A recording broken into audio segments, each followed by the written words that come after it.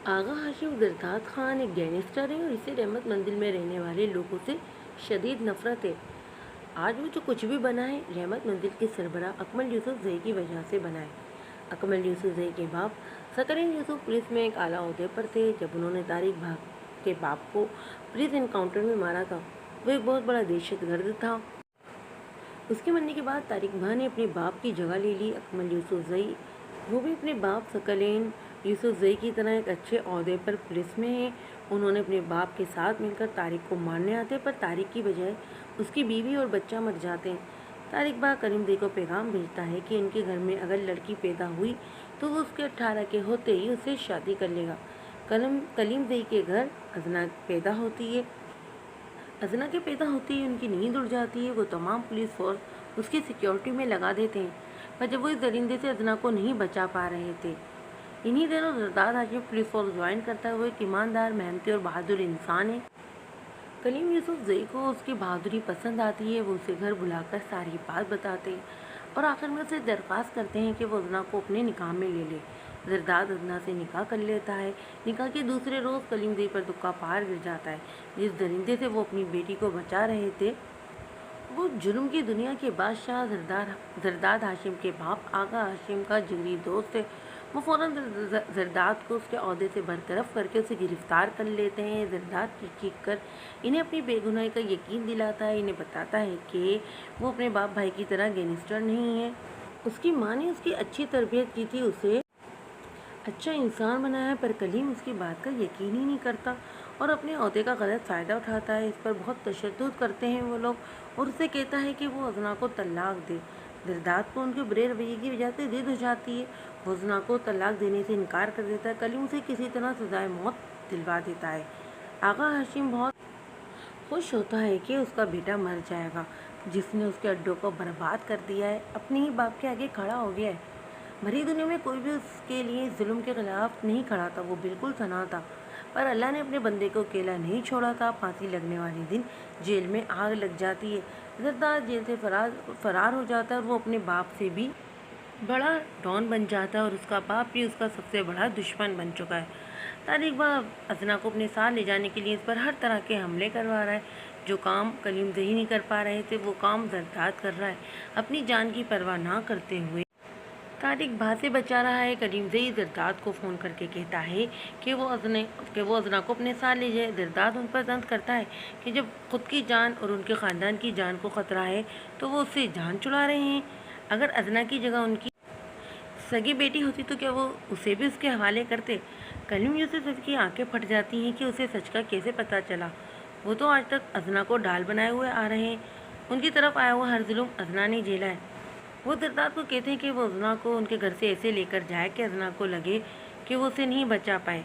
फ़ायका जरदाद से मोहब्बत करती है। वो उसी के गैंग में काम करती है। अच्छा था कि वो लड़की बेहोश थी। अगर होश में होती तो अपने घर वालों का ये सफाकी भरा रूप ना देख पाती। जरद हाशिम खान इस लड़की को यूं ही बाहों में उठा अपने बेडरूम में दाखिल हुआ था।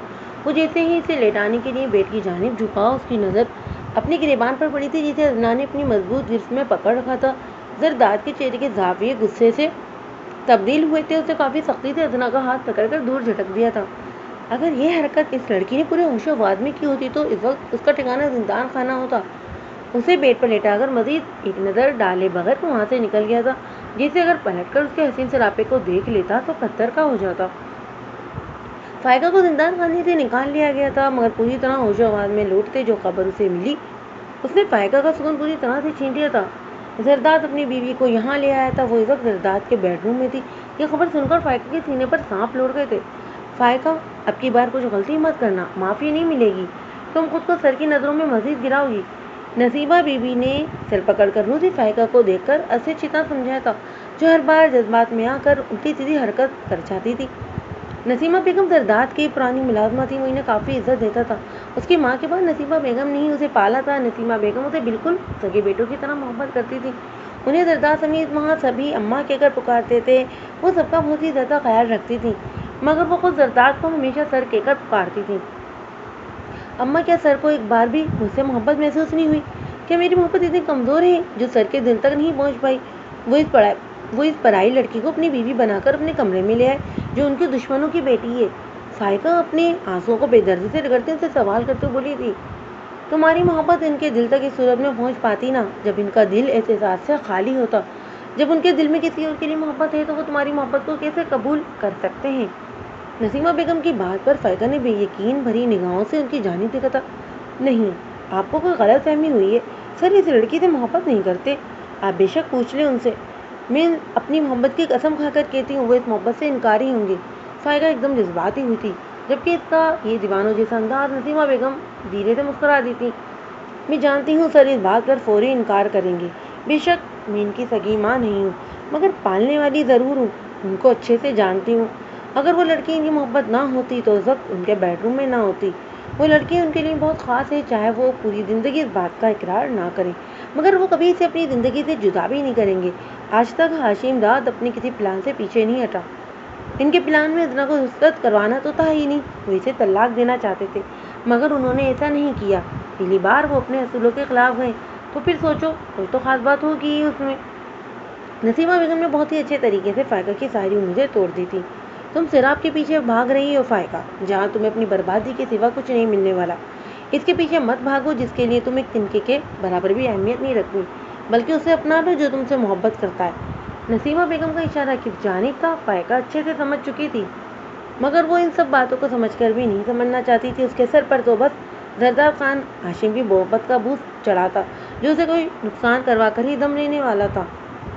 ازنا پچھلے ایک ہفتے سے اس شخص کے عالیشان روم میں قید تھی، صرف ملازمین اسے کھانا دے کر جاتے تھے۔ ایک دو بار نسیمہ بیگم بھی اس کے پاس آئی تھی مگر وہ شخص اسے لا کر شاید بھول ہی چکا تھا۔ ایک تو بے ہوشی کے عالم میں اسے زبردستی اٹھا کر لایا تھا، دوسرا یہاں قید کر دیا تھا۔ ازنا کو اپنے گھر والوں کی بہت زیادہ یاد آ رہی تھی مگر یہاں کوئی اتنا رحم دل نہیں تھا جو اس کے گھر والوں سے بات کروا سکے۔ وہاں انسان نہیں بلکہ زرداد ہاشم خان کے اشاروں پر چلنے والے روبوٹ تھے جو بس وہی کرتے تھے جو ان کا مالک کرنے کا کہتا تھا۔ اپنے پاس کی طرح دل نامی شے ان میں سے کسی کے سینے میں نہیں تھی۔ لے جاؤ اسے واپس، مجھے نہیں کھانا یہ، مجھے میرے گھر واپس جانا ہے۔ ازنا نے صبح سے نہ ناشتہ کیا تھا نہ لنچ اور نہ ڈنر، اس کا وہی ایک جواب تھا کہ اسے کھانا نہیں کھانا۔ اس کے بلند آواز میں چلانے پر ملازمہ نے ترہم آمیز نگاہوں سے اس کی جانب دیکھا تھا۔ زرداد باہر ہی تھا اور شاید اس کا یہ چلانا بھی سن چکا تھا۔ وہ آج پہلے ہی شدید غصے میں گھر لوٹا تھا۔ طارق بھائی نے ازنا کی رخصتی کروانے کے بدلے کے طور پر اس کے دو ڈو پر حملہ کر دیا تھا جس کی وجہ سے زرداد کو بہت زیادہ نقصان ہوا تھا۔ اس نقصان کا ریزن صرف ازنا یوسف سے تھی۔ ازنا کا چلانا سن کر زرداد روم میں داخل ہوا تھا جبکہ ازنا اس کا آنا نوٹ کیے بغیر رخ دوسری جانب موڑے اپنے ہی دھیان میں بولے جا رہی تھی، مجھے نہیں رہنا یہاں، اب میں ایک نوالا بھی نہیں لوں گی تاکہ میں بھوک سے یہیں مر جاؤں۔ ویسے بھی میرے مرنے سے یہاں کسی کو کون سا کوئی فرق پڑے گا، اس درندے کو تو بس اپنی درندگی ہی دکھانی آتی ہے اور وہ وہی کرے گا۔ ازنا اپنے دھیان میں بولتی پڑتی تھی جب ملازمہ کی جگہ اس درندے کو کھڑا دیکھ کر اس کا کچھ بولنے کے لیے غلاموں کا کھلا رہ گیا۔ آپ ازنا کے الفاظ ہونٹوں میں ہی دم توڑ گئے تھے کیونکہ زرداد کے تیور انتہائی خطرناک تھے۔ مرنا چاہتی ہو تم؟ زرداد اپنا کوٹ اتارتا شرٹ کے بٹن کھولتا اس کی جانب بڑھا تھا۔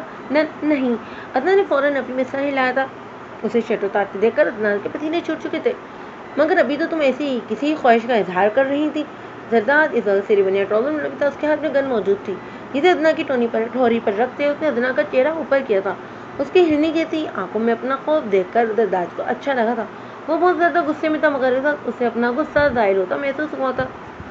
کہیں نہ کہیں یہ لڑکی اس کے لیے سون کا باعث تو بننے ہی لگی تھی۔ مجھے گھر جانا ہے، پلیز، میری آپ سے کوئی دشمنی نہیں ہے، مجھے جانے دیں۔ ازنا نے بہت ہی نرم انداز میں اسے فریاد کی تھی۔ اس شخص کی قربت اسے خوف میں مبتلا کر دیتی تھی، اس کے شہر میں جکڑے جانے کا خوف۔ تمہیں اب ہمیشہ کے لیے یہیں پر رہنا ہوگا، اس بات کو جتنی جلدی ہو سکے اپنے دماغ میں بٹھا لو، تمہارے لیے اتنا ہی اچھا ہے۔ میری اجازت کے بغیر یہاں سے نکلنے کی غلطی مت کرنا ورنہ وہ معاف نہیں کی جائے گی اور میری دی گئی سزا برداشت کرنا تمہارے بس کی بات نہیں ہوگی۔ تم اب یہاں میری غلام ہو، یہ کبھی مت سمجھنا کہ تمہارا شوہر ایک عام انسان ہے جو تمہارے ساتھ رشتہ نبھائے گا۔ مجھے لوگ ویسے کہتے ہیں کیونکہ میں انسانی روپ میں حیوان ہوں جو کب کاٹ کر پھینک دے، اس کا کوئی بھروسہ نہیں۔ تمہارے نزدیک میری رتی بھر اہمیت نہیں ہے، اس لیے آئندہ میرے سامنے سوال کرنے کی ضرورت بھی مت کرنا۔ زرداد کو اپنی کیفیت سے خوف محسوس ہونے لگا تھا۔ وہ اس لڑکی کے آگے کیوں کر پگھل رہا تھا؟ لیکن وہ ہاشم داد تھا جسے دنیا کے ہر فرد سے نفرت تھی، جس کا اس پوری دنیا میں کوئی اپنا نہیں تھا، جسے نہ تو اپنی زندگی سے پیار تھا اور نہ ہی دوسروں سے کسی قسم کی ہمدردی۔ اس لڑکی کو وہ وہاں کیوں لے کر آیا تھا وہ نہیں جانتا تھا، مگر وہ اسے اپنی زندگی میں کوئی اہمیت تو دینے والا نہیں تھا۔ اسے کہیں نہ کہیں خوف تھا کہ کہیں یہ لڑکی اسے بدل نہ دے، اس لڑکی کی اچھائی اور پاکیزگی اس پر حاوی نہ ہو جائے۔ ازنا کو اس لمحے اس کی صرف آنکھوں سے بے انتہا خوف محسوس ہوا تھا، مگر وہ اپنی پوری زندگی اس کے قید سے کاٹ سکتی تھی۔ آپ مجھے آزاد کر دیں، بھلے آپ مجھے آزاد مت کریں، مگر میرے گھر والے ایک دن مجھے یہاں سے ضرور نکال لیں گے۔ ازنا نے بہت ہی ہلکی آواز میں جیسے خود کو تسلی دی تھی۔ بہت آہستہ ہونے کے باوجود اس کی آواز زرداد کے سماعتوں تک پہنچنے سے نہیں رک پائی تھی۔ میری ایک بات اچھی طرح سمجھ لو، تم پوری اس دنیا میں کسی کے لیے ضروری نہیں ہو تم۔ اگر تم اپنے گھر والوں کے لیے اہمیت کی حامل ہوتی تو یہاں آج قید میں نہ ہوتی میری۔ زرداد کو اب بھی اپنے خاندان والوں سے اس کا امید رکھنا کوفت میں مبتلا کر کے تھا۔ ازما نے ایک نظر اس کی جانب دیکھا اور خاموشی سے وہاں سے پلٹ گئی۔